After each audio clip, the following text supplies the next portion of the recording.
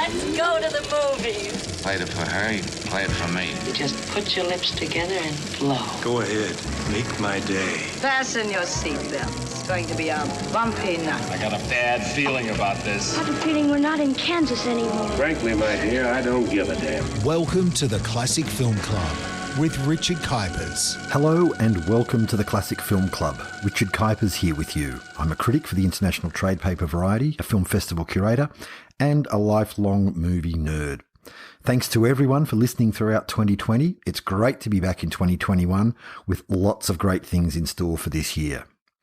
This podcast is dedicated to taking a fresh look at movie classics to see how well they've stood the test of time.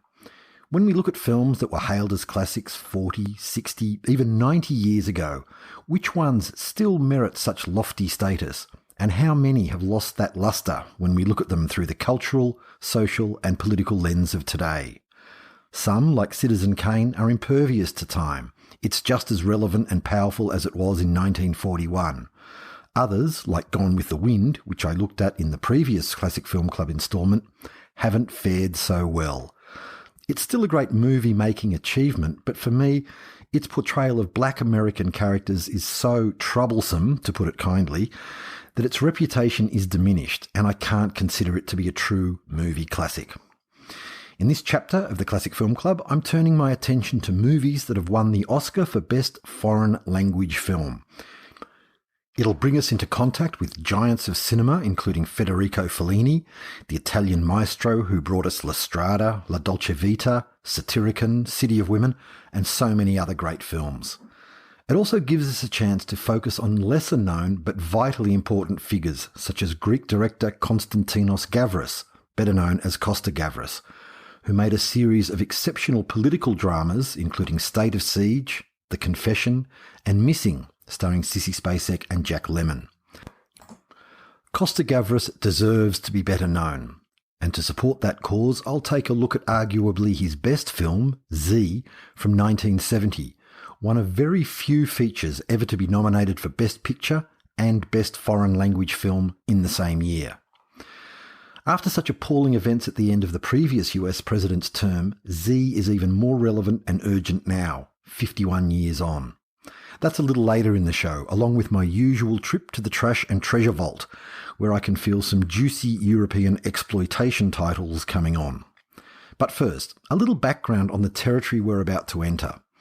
The Oscar category for Best Foreign Language Film is now known as Best International Feature, an overdue change made in 2019 when the Academy finally realised that foreign is an outdated term when film finance and production has become increasingly international, not just in recent years, but for about the past 30 or even 40 years.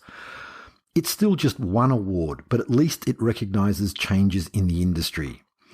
The decision seemed to arrive right on cue, with South Korean production Parasite winning Best Picture, Director, Screenplay, and Best International Feature at the 2020 Oscars.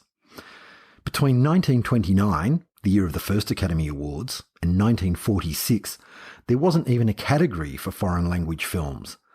Between 1947 and 1955, an honorary Oscar was presented, except in 1953 when no award was given. Initially, this category had no nominees, just a winner announced on the night, and the award going to the producing country rather than the producers and or the director. Just how the Academy of Motion Picture Arts and Sciences arrived at the choice of just one film is a question that has no clear answer, though I'm sure it's buried somewhere in the Academy's tightly held archives. Things changed in 2014, with the director's name engraved alongside the country, with he or she also allowed to keep the statuette. The first film to receive the gong was Shoeshine by Italian director Vittorio De Sica. He also won for Bicycle Thieves in 1949 and The Garden of the Finzi Continis in 1971. As of 2020, Italy leads the honour roll with 14 wins, followed by France on 12 and Spain with 4. Every country is eligible to submit one film each year for consideration. From that initial long list, a short list is made by the Foreign Language Film Award Committee, and from there, the final 5 nominees are announced. Australia has submitted 13 films over the years, the first of which was Floating Life in 1996, a wonderful family drama directed by Clara Law and spoken in Cantonese, English and German. Other Australian nominees include Warwick Thornton's magnificent Samson and Delilah, spoken primarily in Walpuri, and Buoyancy from 2019, a powerful story about human slavery, directed by Rod Rathjen in Thai and Khmer language. One Australian film, a co-production with Vanuatu, did make the final list of Oscar nominees in 2016. Tanner, co-directed by Bentley Dean and Martin Butler. It's a beautiful love story filmed in Vanuatu in Nalval language. It still seems incredible that in 92 years of the Academy Awards, only one foreign language film, Parasite, has also won the Oscar for Best Picture. That's an English language bias of a mere 98.3%. I wanted to dive into non-English language cinema for any number of reasons, but the one that really guided me was having some time over the New Year break to think about the foreign language films I saw when I was a kid in late primary school and early into high school, when cinema was becoming such a huge part of my life. So often the first real impression I had of places, cultures, politics and people outside of the UK and USA, which we all grew up watching on TV and cinema, was in a theatre, witnessing a movie with subtitles. It was like a door being opened, and I learned so much from what I'd seen directly on the screen and by turning to books to discover more about those stories. Films like Fassbinder's The Marriage of Maria Brown, 1979, about a widow making her way in the aftermath of Germany's defeat in World War II. Stalker by the Russian master Andrei Tarkovsky, a mesmerising sci-fi mystery with strong parallels to The Wizard of Oz. Yes, The Wizard of Oz. I saw Hungary from the turn of the 20th century to the outbreak of World War II in Miklos Jansko's Hungarian Rhapsody from 1979. I witnessed a Vietnamese refugee trapped in a Hong Kong detention camp in An Hoi's The Story of Wu Viet from 1981. And I can never forget the lives of Sao Paulo street kids depicted in Hector Babenco's masterpiece Pijote from 1980. One positive thing to come out of the coronavirus time we're still experiencing is the amount of foreign language material that's been watched on streaming services such as Stan, Netflix and Prime. The numbers are staggering, and what this has led to is a huge rise in the number of non-English language productions being commissioned by these streaming services. It shows that audiences are so much more willing to watch subtitled material than ever before. As someone who spent many years working at SBS, Australia's multicultural broadcaster, and promoting foreign language movies, this is especially great news, and we're all going to be much richer for it. So, let's get things going now with a trip back to Italy in 1963 and Federico Fellini's 8½. The title refers to the number of films Fellini had made up to that point. 6 features directed solo, including Oscar nominees La Strada, La Dolce Vita and E. Vitelloni. E. Vitelloni was made in 1953 and nominated in the 1958 Academy Awards. Such was the lag time from its Italian release to its American release. Imagine that now, a 5-year wait to play in overseas markets. Fellini also co-directed his first feature, Variety Lights, in 1950 with Alberto Lattuada, and he contributed to the omnibus films Love in the City and Boccaccio 70. Collectively, those ones add up to 2.5 films, making a total of 8.5 films by the time he embarked on this, the film I consider to be his masterpiece of masterpieces. Life imitates art, imitates life in 8½. The story centres on Guido, Marcello Mastroianni, a film director about to start shooting an ambitious science fiction movie. But as the script is being finalised and casting's underway, Guido loses his artistic inspiration and his personal life starts to fall apart. Suddenly, he's got no idea what he's doing or how he's supposed to do it. That's just the starting point for this mesmerising, semi-surreal journey into the mind of a troubled artist and the mechanics of filmmaking itself. The basic plot was drawn directly from Fellini's personal experience. In 1960, he developed an idea about a professional man of unspecified occupation who's lost his way and spends 2 weeks rediscovering himself. 2 years later, with 8.5 about to start shooting, Fellini had a major creative block and felt that he'd lost his film. He couldn't remember what was at the heart of his story. Calling together his crew and cast, Fellini was about to announce the abandonment of production when he was suddenly overcome by shame. In that exact moment, he found the inspiration that had previously deserted him. The professional man in his story would now be a film director, and his experiences and feelings would be based directly on what Fellini was going through at that moment in time. This may sound like an apocryphal tale, but throughout his career, Fellini often worked with unfinished scripts and worked out major plot points and themes as shooting progressed. I think there's every reason to believe this is exactly what happened in the case of 8.5, which began production under the working title of The Beautiful Confusion. And that is very apt. We first meet Guido in a traffic jam in a tunnel. It's one of those chaotic traffic jams that Italian cinema does so well. He's sitting in his car, trapped. Smoke is entering the car. The doors are locked, and he's frantically trying to escape. In the midst of this, we see images and freeze frames of vehicles and people surrounding him. There's a lecherous old man stroking the arm of a glamorous young woman. The arms of passengers in a crowded bus are flopping out of the windows. Their faces are staring at Guido. Suddenly, he escapes through the car's roof and floats above the traffic, out of the tunnel, up into the clouds, and suddenly he's above a beach, where his foot is connected to a rope held by a man below. He's like a kite, and with one pull of that rope, he plummets into the ocean below. Fantastic opening tells us so much about Guido. He's trapped and tormented by something while striving to float above it all and reach lofty heights. For the next 8.5 minutes, exactly 8.5 minutes, I know because I timed it, Guido wanders through a very strange landscape that resembles a health spa. A doctor talks about the benefits of holy water, while nuns and everyday people form long queues. The soundtrack plays The Ride of the Valkyries, that rousing piece of music by Wagner which was immortalised in Apocalypse Now. Finally, we get concrete information about our man. He is indeed a filmmaker and is under pressure from his producer.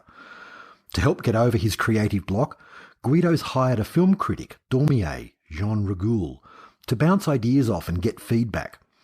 Some of Guido's ideas come from childhood memories, which play out in flashbacks that blend seamlessly into the present time sequences. Like thought bubbles that suddenly spring to life, we see Guido as a child, staying at his grandmother's house and getting in trouble at his Catholic school after dancing on a beach with a sex worker played by the totally amazing Edra Gale. An American singer who was performing in Rome when she was spotted by Fellini and cast in her first acting role. Gale has only a few minutes of screen time but makes such an impression you'll never forget her. And this was just about it for Edra Gale. She had tiny roles in Gidget Goes to Rome, The Graduate, and Alex and the Gypsy, but her star shines very, very brightly here. Back to Guido and his autobiographical ideas for his troublesome screenplay. Dormier, the script doctor, gives a withering response, telling Guido that his film has a lack of central issue and philosophical stance, and it amounts to a chain of gratuitous episodes. Guido's producer, Mario Cannocchia, also has his doubts and says, "What if it's the end of a bluffer who ran out of talent?" If Fellini didn't have such a grasp on his material, and without that surreal and sensational opening sequence that grounds the tale in an emotional reality, you might agree with Dormier and Cannocchia about the film itself. It deliberately flirts with pretension and self-indulgence, as Fellini did for much of his career. But instead, he turns these memories of his own childhood and his own fears of failure into the beginnings of a dazzling essay on the very nature of creativity and imagination. As we meet Guido, he's a celebrated artist, surrounded by people who hang on his every word and whose livelihoods depend on his creativity.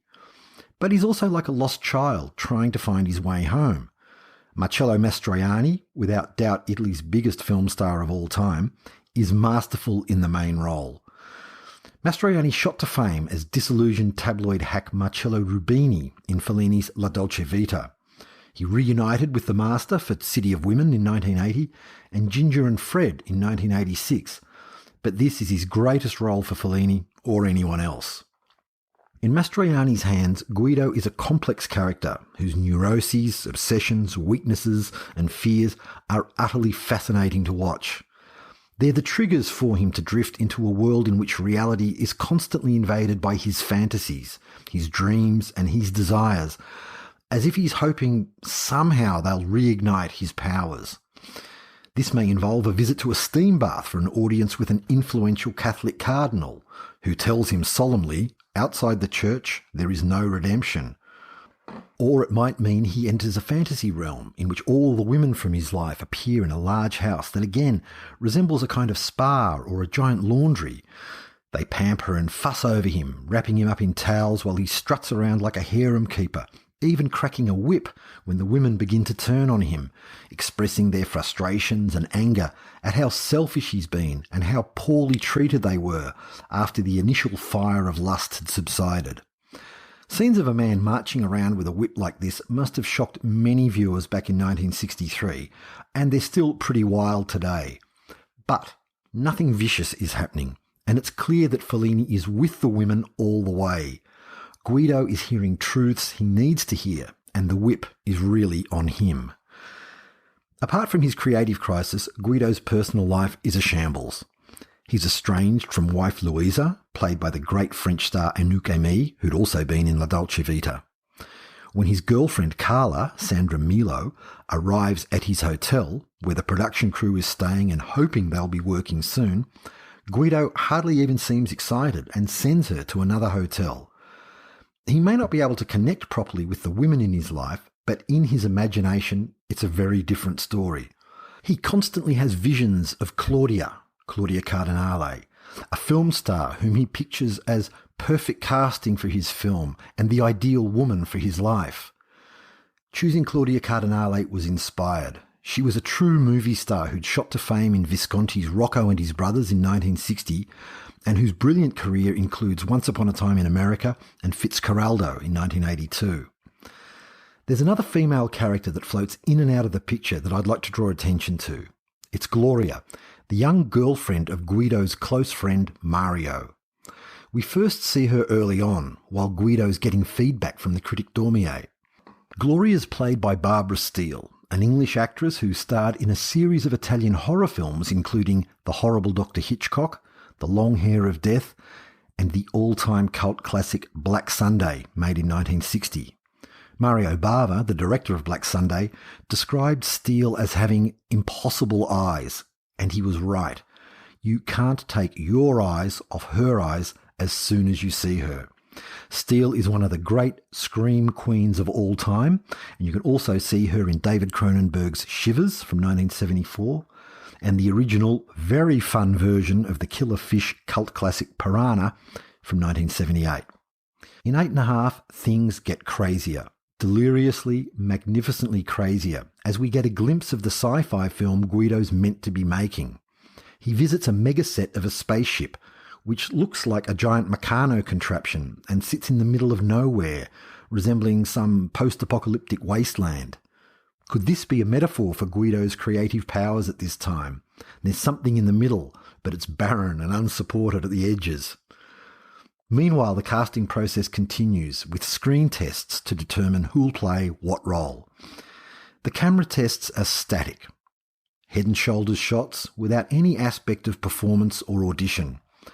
As Guido watches them and makes the comment, "There's no part and there's no film," I was reminded of the famous screen tests Andy Warhol shot between 1964 and 1966 at his New York factory studio. He shot over 500 reels of mostly famous faces who weren't actually screen testing for anything. They are in fact portraits created without a brush, but with a movie camera, and they were independent works of art. That seems to be what Guido's doing here, collecting things, objects, people, faces, hoping to make sense of it all. This is a film that knows it's a film. Most movies create an illusion, for us the viewers, of a real world we're given access to, and one that unfolds as if cameras and crew members weren't present. 8½, never pretends to make this contract with us.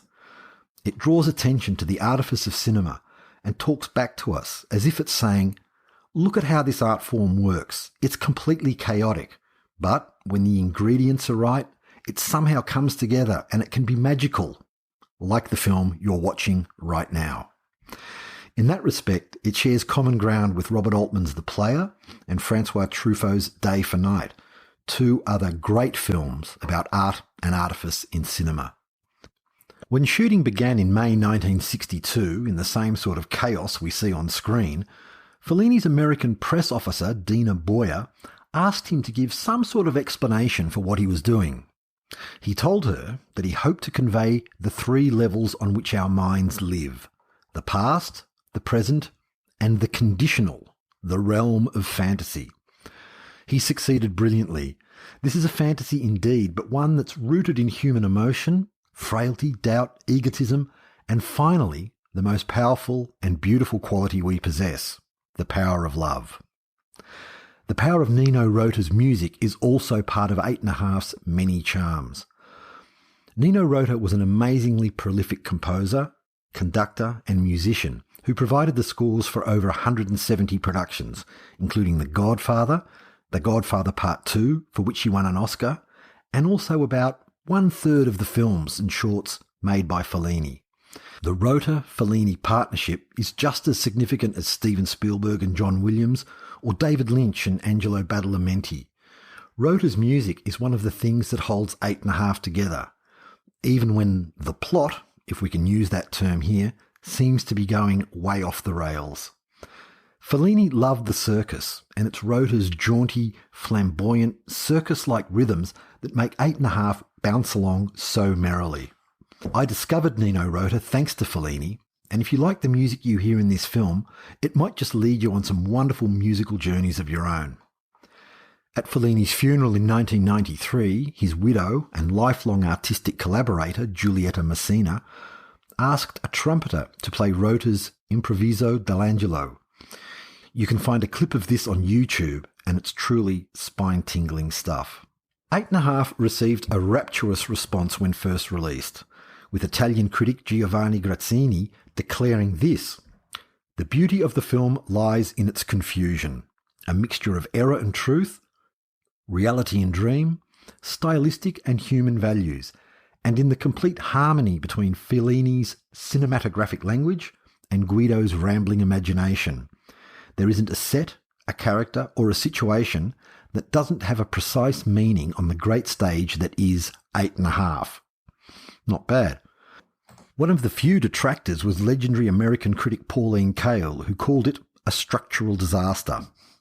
8½, won Oscars for Best Foreign Language Film and Best Production Design for a Black and White Film. Fellini was also nominated for Best Director. If you're new to Fellini, I recommend following up 8½, with La Strada, 1954, that's from his early period, starring Giulietta Messina and Anthony Quinn.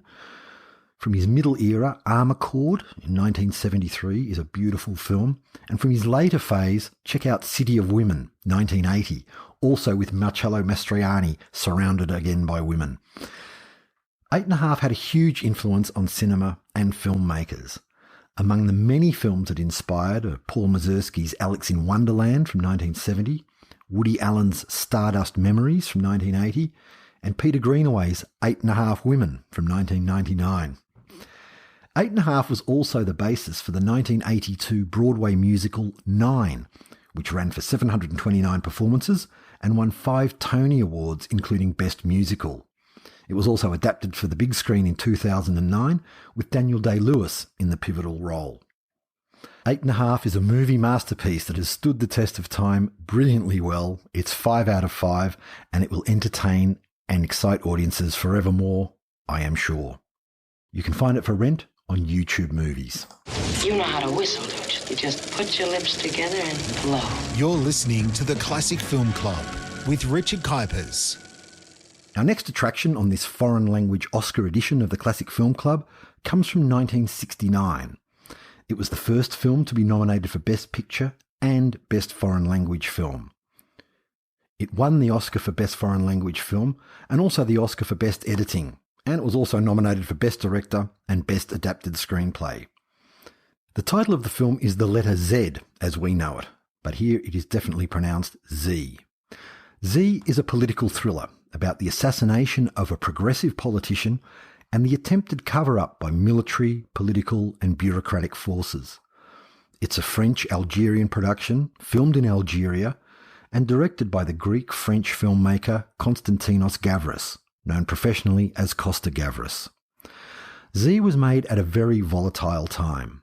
The May 1968 riots, Democratic Convention violence, the assassinations of Robert Kennedy, Martin Luther King and Malcolm X were still fresh in the memory, and a general air of tension prevailed as protests against the war in Vietnam escalated. Z had its world premiere in Cannes in May 1969 and opened in the United States on the 8th of December, just 2 days after the infamous Rolling Stones concert at Altamont Speedway, where 18-year-old black man Meredith Hunter was stabbed to death on camera by Hells Angels member Alan Passaro.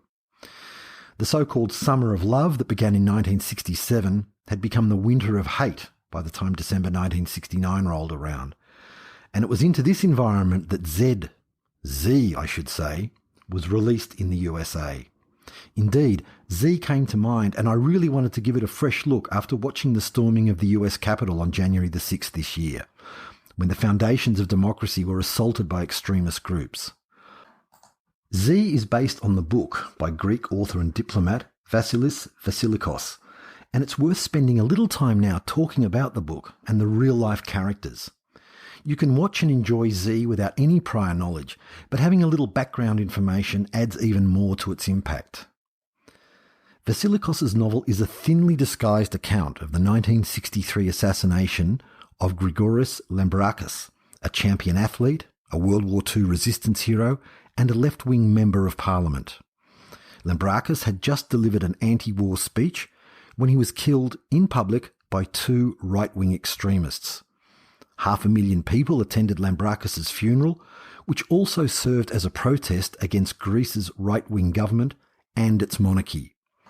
The investigation into Lambrakis' death was headed by Christos Tsatsitakis, a diligent, honest magistrate who uncovered damning connections to police, army and far-right forces. In the aftermath of the 1967 military coup, Tsatsitakis was imprisoned and the killers were set free. Tsatsitakis survived and went on to serve as president of Greece from 1984 until his death in 1990. The film's title comes from the first letter of the Greek word, Z, meaning he lives. The letter Z, or Z, appeared in graffiti all over Athens after Lambrakis' death and became an internationally recognised symbol of peace and democracy. Next time you see a documentary with archival footage about political unrest in the 1960s and 1970s, look out for the Zs painted on walls in the background. There's a striking text message during the opening credits of Z. It reads, "Any relation to real persons or events is not coincidental. It is intentional." It's the complete opposite of what's usually written in the end credits of dramas, and it says so much about the film we're about to watch. Even if no country, city or places are ever named in Z, we know it's based precisely on events in Greece 1963, but it could be taking place anywhere and at any time. In fact, events like this have taken place almost everywhere and throughout history, and they continue to. The character representing Grigoris Lambrakis is also not named. Played by French icon Yves Montand, he's known simply as the Deputy. The Deputy is a member of the opposition. He's a former Olympic champion, and he's gaining widespread support for his promotion of pacifism and democratic principles. Before we meet the Deputy, we're given a bracing picture of the political landscape. The opening scenes take place during an apparently dry and very boring conference about government agricultural policy. That's until the Chief of Military Police steps up to the microphone and starts talking about the need to combat mildew of the mind and how blights, such as pacifism, are infections that must be stopped by pro-government forces he describes as being like antibodies. Religion comes into the mix as well. God casts no light on the Reds, he says, using the traditional right-wing tactic of casting anyone in opposition as a godless communist. Much like we still hear today, it's a playbook that's never really been retired. These introductory passages might make you think that Z is going to be a dirge of rhetoric and left-wing idealism, like all that Marxism and Maoism that made many political films of the 60s and 70s so tough to watch and look embarrassingly naive today. But Z is anything but a tough slog to watch.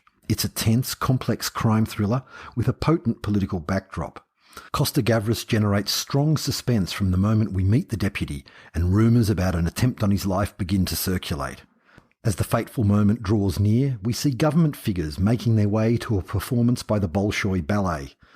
What a perfectly ironic alibi, attending a high culture event featuring the famous dance company from communist Russia, while hired thugs carry out the assassination of a supposed left-wing threat. After the deputy's attacked by these thugs, he's rushed to hospital and lingers in a coma for several days before dying. There's no attempt to disguise the identity of the killers, a couple of goons named Yago and Vargo. Rather than a whodunit, Z is a howdunit, as it begins to connect the dots between the grungy killers and people in high office. Carrying out this task is another unnamed character, the magistrate, played by French great Jean-Louis Trintignant, and based on Christos Sartazakis, the honest legal investigator and future president of Greece I mentioned before. Trintignant, famous for Claude Lelouch's A Man and a Woman, Bertolucci's The Conformist, and more recently in Michael Haneke's Amour from 2012, won Best Actor at Cannes for his performance as a man who's determined to find the truth, even under the most intense pressure and danger that mounts, as his incorruptibility becomes apparent to those who expect him to simply roll over and pervert the course of justice. The magistrate is the key to the film being so watchable and accessible. He's not a political creature who espouses ideology. He is simply wholly dedicated to pursuing the facts of the matter. Playing an important and exciting side role to the magistrate is yet another unnamed character, the photojournalist, played by Jacques Perrin, who was also the producer of Z. He's a classic muckraking journalist type, doggedly pursuing the story from every angle, which includes barging in on the deputy's widow, Helene, with uncomfortable questions. Helene is played by Irene Papas, the only Greek actor in this most Greek of stories. Like Yves Montand, Papas, who became an international star in Zorba the Greek and The Guns of Navarone, doesn't have much screen time, but makes a major impact as the wife of a man who was anything but a saint. Again, this is such a strong aspect of the drama. The deputy is a seriously flawed man, with personal failings alongside his political heroics. He's very human and not the kind of majestic political superhero he might have been in a lesser film. It's worth noting that Irene Papas was a member of the Greek Communist Party and fled to Italy after the 1967 coup. Z is a pacey, kinetic thriller that provides real insight into how authoritarian governments seize and maintain power. It also goes into almost documentary-like detail when depicting the strategies of individuals and groups that refuse to stay silent and live in fear. For all its excitement and intrigue, it's also a very sober film, never getting caught up in dreamy idealism about fairness, equity and social justice being magically restored simply by getting rid of an oppressive regime. The screenplay is so much smarter than that. Z was Costa-Gavras' third feature, following the mystery thriller The Sleeping Car Murders and World War II French resistance drama Shock Troops. Z reflects some aspects of his life. His father had fought Nazis in the Greek resistance before being labelled a communist and imprisoned. As a result, Costa-Gavras was denied educational opportunities at home and moved to France, where he studied at the famous IDHEC Film School and became an assistant to noted filmmakers including René Clair, René Clement, and Jacques Demy, the director of The Umbrellas of Cherbourg. Following Z, Costa-Gavras made a series of outstanding politically charged films, such as The Confession from 1970, starring Yves Montand as a character based on Czech politician Artur London. He made State of Siege in 1972, based on the 1970 kidnapping of US Embassy official Dan Mitrone in Uruguay. And his best-known film, Missing, in 1982, starring Jack Lemmon and Sissy Spacek, and based on the disappearance of American journalist Charlie Horman in Chile, 1973, following the overthrow of President Salvador Allende and the start of brutal military rule under General Augusto Pinochet. Lemon, Spacek and the film were nominated, and it won the Oscar for Best Adapted Screenplay. Costa-Gavras is 88 years old and still making movies, including The Axe from 2005, Capital in 2012, and Adults in the Room in 2019. Everything with his name on it is well worth watching. If you want to look at some more great political films from the same era as Z, I strongly recommend The Battle of Algiers, directed by Gillo Pontecorvo, and the extraordinary Bolivian feature Blood of the Condor from 1969. It's a great pity we don't see more political cinema these days. Maybe it's been displaced by political reality drama we see playing out live 24 hours a day on social media and other platforms. Our final stop on each meeting of the Classic Film Club is the Trash and Treasure department, where I seek out the best of offbeat, obscure and otherwise strange cinema for your discovery. We started off in Italy today with Fellini, and we're also going to finish in Italy with a visit to the wonderful world of giallo films. What are giallo films, I hear you say? Giallo is Italian for yellow, and it's applied broadly to Italian pulp crime films which reached their zenith in the 60s, 70s and 80s. The name originated from crime novels that were first issued by the giant Mondadori publishing house in 1929, all of which had yellow covers and were printed on appropriately cheap paper, often with yellow edges. The word has become so strongly associated with Italian crime films that you'll often read descriptions of crime flicks from other countries referred to as giallos if their stylistic approach is similar. And by that, I mean hard-boiled foundation of murder mystery with added ingredients including psychological thriller, psychological horror, and even sometimes supernatural horror and eroticism. If you're already a giallo fan, I salute you, and if not, there are some fabulous gems to seek out from the thousands that were made. The biggest name in giallo cinema is also one of the biggest names in Italian popular cinema over the past 50 years. Dario Argento is probably best known for his 1977 horror classic Suspiria, and that's probably thanks to Luca Guadagnino's recent remake with Tilda Swinton. Argento established his reputation with a great giallo called Bird with the Crystal Plumage in 1970. His other gialli include Tenebrae from 1982, Opera 1987, Sleepless from 2001, and his absolute masterpiece Deep Red, aka Profondo Rosso from 1975. British actor David Hemmings plays a jazz pianist who witnesses a murder and teams up with a sassy journalist played by Argento's then-wife and artistic collaborator Daria Nicolidi. Seek out Deep Red any way you can. It's Hitchcock standard and has a superb score by Argento's regular musical associates, the Italian rock band Goblin. After that, you might want to check out Blood and Black Lace from 1964, about models from a shady Rome agency being murdered by a masked killer. It was directed by the hugely influential stylist Mario Bava, whom I mentioned earlier when talking about the actress Barbara Steele. Blood and Black Lace is available on Amazon Prime, as is The Perfume of the Lady in Black from 1974, starring Mimsy Farmer as a scientist haunted by hallucinations, or are they, of her dead mother. Prime also has a fine documentary, All the Colours of Giallo, which gives a great overview of the genre and includes interviews with key figures such as Dario Argento, Mario Bava's son and filmmaker Lamberto Bava, and the late, truly great Daria Nicolidi. I could go on forever about giallo films, so before I get completely carried away, I'll just recommend a few more titles. You can find all of these on the internet with a bit of searching. These are among the very best giallos of all time, and they're worth it for the titles alone. For example, Lizard in a Woman's Skin from 1971 and Don't Torture a Duckling, 1972, both of which were directed by the angry old man of Italian cinema, Lucio Fulci. Murder and sculpture are combined to great effect in Who Saw Her Die from 1972, starring George Lazenby, Australia's very own one-shot James Bond. And from the 1980s, there's Stage Fright, made in 1986, also under the title of Aquarius. It's a super tense backstage murder mystery directed by Michele Soavi, the former assistant to Dario Argento and Lucio Fulci.